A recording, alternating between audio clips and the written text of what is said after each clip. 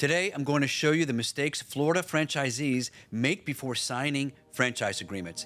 These mistakes cost people their life savings. They cost them years of their lives, and most of them are completely preventable. By the end of this video, you'll know exactly how to protect yourself and spot the warning signs that even experienced business owners miss. I'm Santiago Cueto, board-certified international business law expert and best-selling author.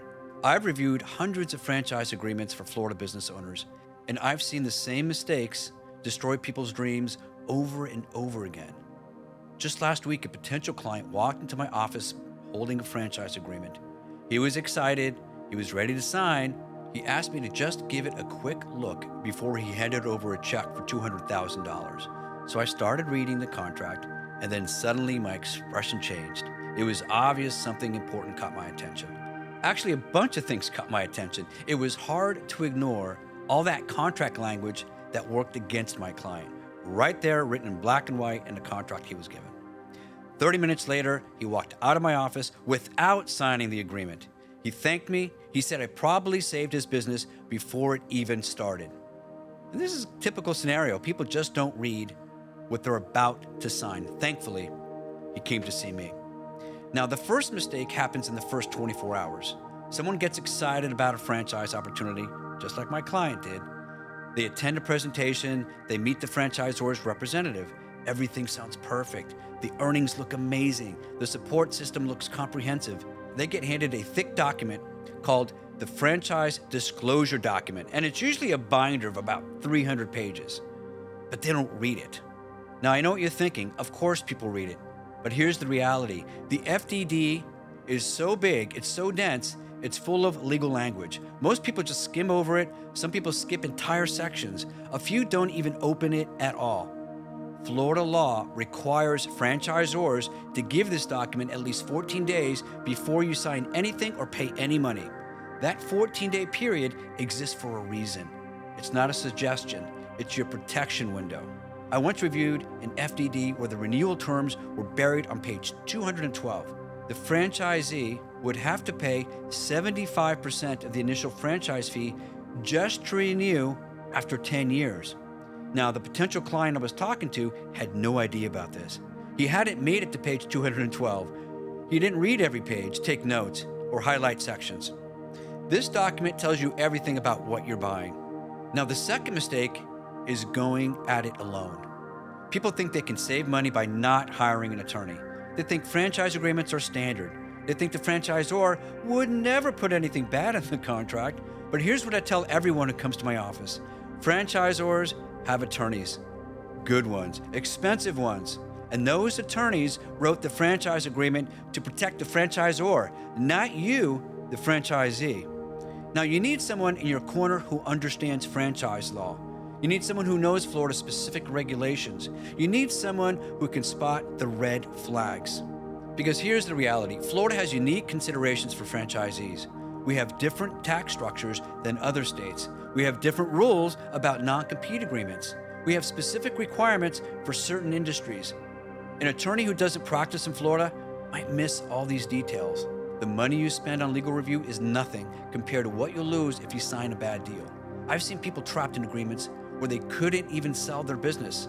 And I've seen people forced to relocate because of territory changes. I've also seen people lose their entire investment because of clauses they just didn't understand. Now, if you're finding this valuable, do me a favor and hit that like button right now and subscribe to this channel. I post videos every week about protecting your business interest right here in Florida. You don't want to miss them. Now, the third mistake is ignoring the existing franchisees. The FDD includes a current list of franchise owners. This list is gold. These people are living your future. They know it works. They know it doesn't work. They know if the franchisor keeps their promises. Call them, visit their locations, ask the tough questions. Ask about their actual earnings compared to what was projected. Ask about the support they receive. Ask about any hidden costs. And ask that they would do it again.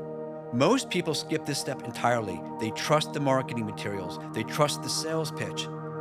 They don't do the homework. I had a client who called 12 franchisees before signing. 11 of them warned him away from the deal. They told him the franchisor overpromised and underdelivered. They told him the royalty structure made profitability nearly impossible. They told him to run and run fast, and he listened, and he walked away. 6 months later, that franchisor was facing multiple lawsuits from angry franchise owners. The franchisees who are actually operating the business will tell you the truth. The sales team won't. Make those calls. Now, the fourth mistake is underestimating the total investment. People look at the franchise fee and think that's the main cost. It's not even close. You need working capital. You need inventory. You need equipment. You need marketing funds. You need money to live on while the business ramps up. You need reserves for unexpected problems. In Florida, you also need to consider real estate costs. Commercial rent in Miami is different from commercial rent in Tallahassee. Insurance costs also vary by location. Permitting requirements vary by county. These details matter. I reviewed a deal where the franchise fee was $50,000. It sounds reasonable, but the total investment to get the business operational was $400,000. The potential franchisee had only budgeted for $150,000. He would have run out of money in the first 6 months. Add up every cost, then add up 20% more as a buffer. If you can't afford the real number, you can't afford the franchise. That's a good rule of thumb. Don't convince yourself otherwise. Now, the fifth mistake is rushing the decision. Franchisors create urgencies. They tell you territories are filling up fast. They tell you the offer is only available this month. They tell you someone else is looking in your area. This is sales pressure. Don't fall for it. Good franchise opportunities don't disappear overnight. Now, if a franchisor is pushing you to sign quickly, that's a red flag. They should want you to do your due diligence. They should encourage you to take your time.